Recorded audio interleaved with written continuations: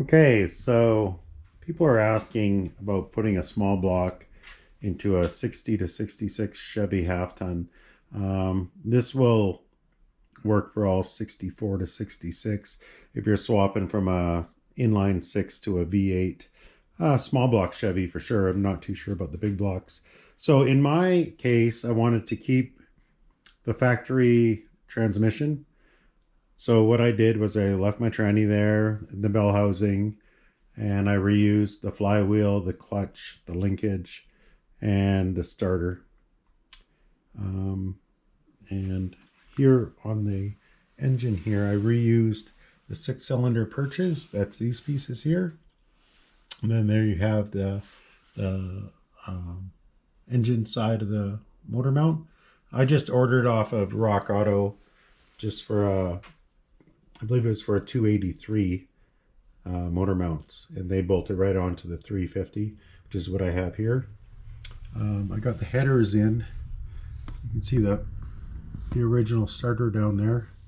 A lot of people question the HEI with this setup. So you can see here, I do have room behind. I can get my hand in there. A little tighter at the top. I can still get a finger in there, no problem. The location I used was the rear two. You hear people talk about the rear two or the front two. This is the rear two. This would be your front two for your motor mounts. Now, if you use the rear two on a small block Chevy, it'll line you up to that transmission and everything works. The one downside is it does mount your engine a little further back from the rad. So if you're using a factory motor and tranny, it will set you a little bit further back from the radiator. You could imagine put in a larger spacer. Mine ran like this without any issues, so that's what I'm doing again. Fuel line will come down to the same spot for the fuel pump. Over on this side, you can see down here it gets a little congested. This is your clutch Z-bar, and you can see with the headers it gets pretty tight and congested in there. I'll try and get you a shot if I can.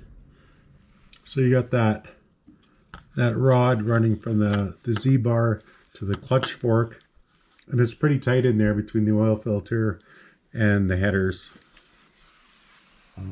Short of that, same thing on this side. Use the same factory lower mount or pillar, however you want to call it, and then same thing, motor mount off of Rock Auto or Napa or whatever. Just get one for a factory V8. Like the motor mounts from Rock Auto were like 20 bucks a piece or something, maybe a little less. As far as the wiring goes, had to extend my wiring to this alternator, because the other one was on that side, and of course you redo it for your HEI, but there's a million videos out there for that. Short of that, it's pretty straightforward.